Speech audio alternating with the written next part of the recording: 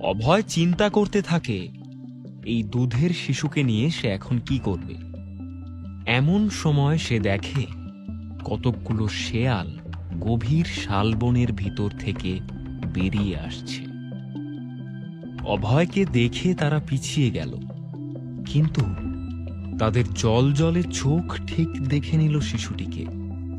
অনেক ভেবে শেষমেশ সিদ্ধান্ত নেয় অভয়, না, এভাবে একটা জলজ্যান্ত শিশুকে কাক আর শিয়ালের খাদ্য হিসাবে রেখে যাওয়া যায় না। রাজা বিম্বিসার ওর কথার গুরুত্ব দেয়, ও রাজাকে ঠিক বুঝিয়ে বলতে পারবে। তাছাড়া মগধরাজ অতখানি অমানবিক নন। অভয় কাপড়ে জড়ানো শিশুকে কোলে তুলে নেয়, তারপর দ্রুত পায়ে ভবনের দিকে এগোয়। ভবনে ঢুকেই অভয় হাঁক পাড়ে, শার্দুল, শার্দুল। শার্দুল হলো অভয়ের প্রধান ভৃত্য। তাঁর স্ত্রী উদুম্বরিকা এই ভবনেরই একজন গুরুত্বপূর্ণ দাসী, যদিও সে এখন বিশ্রামে আছে। কারণ 1 মাস হলো উদুম্বরিকার এক কন্যা সন্তান হয়েছে। আরো 5 মাস ও এই ভবনেই বিশ্রামে থাকবে, তারপর আবার দাসীবৃত্তি শুরু করবে। প্রভুর ডাক শুনে শার্দুল উড়িমুড়ি করে দৌড়ে আসে। তাঁর প্রভু অভয় এমনিতে খুবই শান্ত প্রকৃতির মানুষ, সে কারণে ওরা স্বামী স্ত্রী খুব গর্ব করে। অন্য ভবনের দাস দাসীদের অবস্থা খুবই শোচনীয়। তাদের হাড় ভাঙা খাটুনি, তার উপর পান থেকে চুন খসলেই শুরু হয় চরম অত্যাচার। সেদিক থেকে শার্দুল এবং উদুম্বরিকা বেশ আরামেই আছে। কাজের চাপ কম, আর সামান্য ভুল ভ্রান্তি হলে অভয় তা ধরে। অভয় সবসময় রথ ও অস্ত্রের নতুন নতুন নকশার চিন্তায় মগ্ন থাকে। খুব ক্লান্ত হয়ে পড়লে কোনো নগর শোভিনীকে নিজের ভবনে ডেকে নেয়, অথবা নিজে যায় কোনো বার বিলাসিনীর ঘরে। আমোদ প্রমোদে কিছু সময় কাটিয়ে আসে, একটু হালকা হলেই আবার মেতে যায় নিজের কাজে। অভয় কখনোই খুব উঁচু গলায় কথা বলে না। সেই মানুষ এমন উত্তেজিতভাবে ডাকছে, শার্দুল সত্যিই ভয় পেয়ে যায়।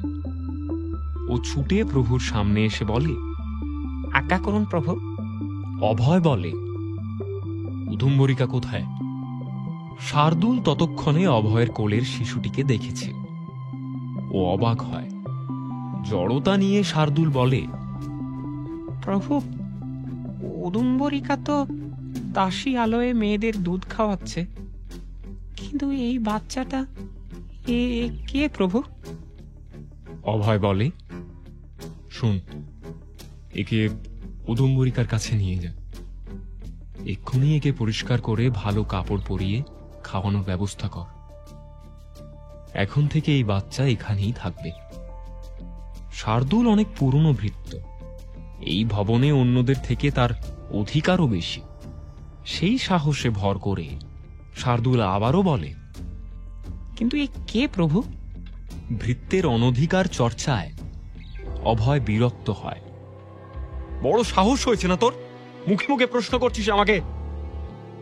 আমি যেটা বলছি সেটা কর। যা, এক্ষুনি একে নিয়ে যা, যা।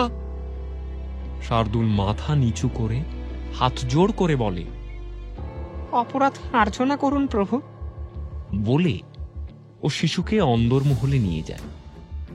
আজ দুপুরের খাওয়া দাওয়ায় মন বসে না অভয়ের। ও প্রায় সব খাবার পাত্রেই রেখে উঠে পড়ে।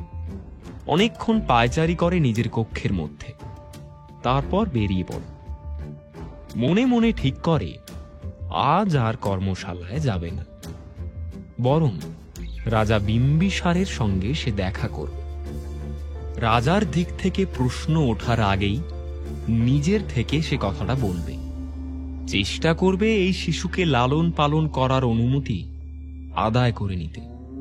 কিন্তু জন্ম পরিচয়হীন শিশুকে রাজবাড়িতে লালন পালনের অনুমতি কি বিম্বিসার দেবে? অভয় নিশ্চিন্ত নয়। কেন কে জানে। শিশুকে দেখার পর থেকে এক অদ্ভুত মায়ায় জড়িয়ে পড়েছে অভয়। কিছুতেই সেই মায়া থেকে সে বেরোতে পারছে না। রাজগৃহের পূর্ব প্রান্তে অনেকটা জায়গা জুড়ে রাজপরিবারের বাস। অভয় ভবন ওই প্রাচীর দিয়ে ঘেরা বিশাল চত্বরের মধ্যে। তবে মূল রাজপ্রাসাদ এখান থেকে বেশ খানিকটা দূরে। অনেকগুলো উদ্যান এবং জলাশয় পেরিয়ে আছে একটি ঝর্ণা। সবসময় উষ্ণ জল পাহাড় থেকে নেমে আসছে। এই উষ্ণ প্রসবনের নাম তপোদা। এরই পাশে রাজার কানন গৃহ। তপোদা ঝর্ণার পাশে অবস্থিত বলে এই প্রাসাদের নাম তপোদারাম। এখন রাজা বিম্বিসার এই প্রাসাদেই থাকছে। অভয় হিসাব করে দেখল এই সময় রাজা তার ব্যায়ামাগারে আছে। অভয় ব্যায়ামাগারের সামনে গিয়ে রক্ষীকে দিয়ে ভিতরে খবর পাঠালো। কিছুক্ষণ পরেই ভিতর থেকে তার ডাক এলো। রাজা বিম্বিসারকে দেখতে যেমন সুন্দর তেমনই সুপুরুষ। বিশাল পেশিবহুল শরীর, চওড়া কাঁধ, সৌজন্যে সমগ্র জম্বুদ্বীপের মানুষ তাকে বৃষস্কন্ধ বলে। যতই রাজকার্যের ব্যস্ততা থাক, দিনের একটা প্রহর বিম্বিসার শরীর চর্চায় ব্যয় করে। এখন যেমন ভার উত্তোলন করে ও সারা শরীর ঘামে ভিজিয়ে ফেলেছে। ওর বুকের এবং বাহুর পেশিগুলো অস্বাভাবিক রকম ফুলে আছে। অভয় ভিতরে ঢুকেই রাজাকে প্রণাম করে। তারপর বলে, প্রণাম মহারাজ। আপনার মূল্যবান সময় নষ্ট করার জন্য ক্ষমা চাইছি মহারাজ। বিম্বিসার একটা পাথরের উঁচু আসনে বসে বলে, না না, ঠিক আছে পুত্র, কতদিন তোমার সঙ্গে একান্তে কথা হয় না, ভালোই হলো। বলো, কি এমন জরুরি কথা যেমন অসময়ে তোমাকে ছুটে আসতে হলো?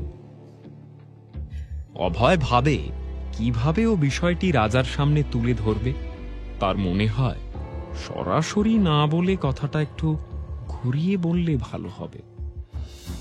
অভয় বলে, মহারাজ, আমি একটি ধর্ম সংকটে পড়েছি। কি করব সিদ্ধান্ত নিতে পারছি না। এই সংকট থেকে আপনি ছাড়া আমাকে কেউ মুক্ত করতে পারবেন। দয়া করে আপনি আমাকে সঠিক উপায় বলে দিন। বিম্বিসার বলে, তোমার মতো একজন গুণী আর বিবেচক ব্যক্তির মুখে এমন কথা মানায় না পুত্র।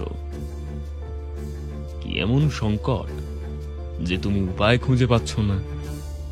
অভয় জঙ্গলের পথে সদ্যজাত শিশুকে খুঁজে পাওয়ার পূর্ণ বিবরণ রাজাকে বলে। ঘটনা শুনে বিম্বিসার কিছুক্ষণ ওর ব্যায়ামাগারের গবাক্ষ দিয়ে দূরে আকাশের দিকে তাকিয়ে থাকে। প্রবল পরাক্রমী রাজাকে এই মুহূর্তে কেমন যেন আনমনা দেখায়। রাজা চিন্তিত গলায় বলে, শালবনে কুড়িয়ে পেয়েছ সদ্যজাত শিশু? হ্যাঁ মহারাজ। এখন আমি কি করব? আমি জানি রাজপরিবারে এমন একটি জন্ম পরিচয়হীন শিশুর জায়গা হতে পারে না।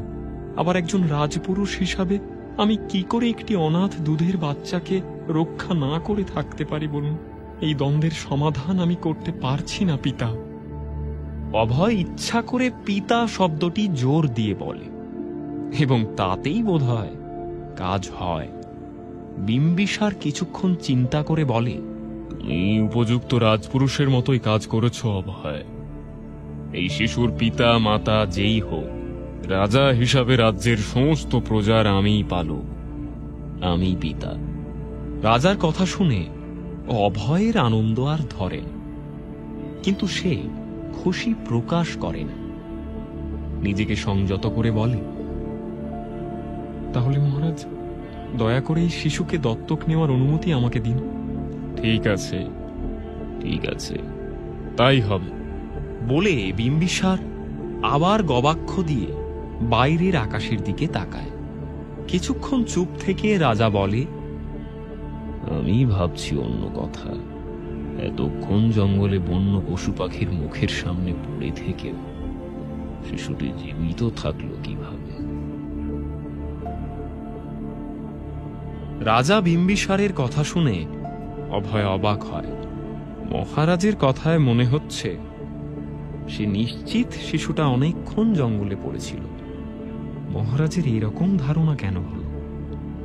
সে কি এ বিষয়ে কিছু জানে? এমনও তো হতে পারে কেউ শিশুটিকে সদ্য ফেলে গেছে আর তারপরেই অভয়ের চোখে পড়েছে। কিন্তু এসব সন্দেহ মাখানো কথাবার্তা রাজাকে বলা যায় না। অভয় বলে, হ্যাঁ মহারাজ, শিশুটি তখনও জীবিত ছিল। বিম্বিসার আকাশ থেকে চোখ সরিয়ে পূর্ণ দৃষ্টিতে অভয়ের দিকে তাকায়, তারপর বলে, এটা সত্যিই বিস্ময়কর। বেশ, জীবিত যখন ছিল তাহলে ও জীবক, আর তুমি রাজকুমার। কুমারের দয়ায়, দানে, স্নেহে ও লালিত পালিত হবে। তাই কুমার ভজ্জ। ওর নাম হোক জীবক কুমার ভজ্জ। অভয়ের চোখ মুখ থেকে খুশি উপচে পড়ছে ও হাসি মুখে হাত জোড় করে বলে, আপনাকে শতকোটি প্রণাম পিতা। মহারাজ বিম্বিসারের জয় হোক, জয় হোক। রাজপরিবারের ভিতরের বোঝাপড়া তো হয়েই গেল, কিন্তু বাইরের লোকের মুখ তো আর এত সহজে বন্ধ হবে না। এই খবর হাওয়ার বেগে ছড়িয়ে পড়ে। কুমার অভয় শালবনে এক সদ্যজাত শিশুকে পেয়েছেন, তিনি তাকে পালন করবেন। কিন্তু কেউ জানে না শিশুটির মা কে।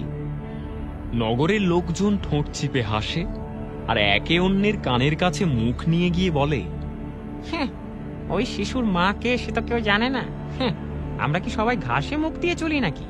অন্যজন বলে, আমি সত্যিই জানি না, এই কে রে ওর মা? কে আবার? শালবতী। বলে জিভ দিয়ে ঠোঁটটা চেটে নেয় একজন। শালবতী?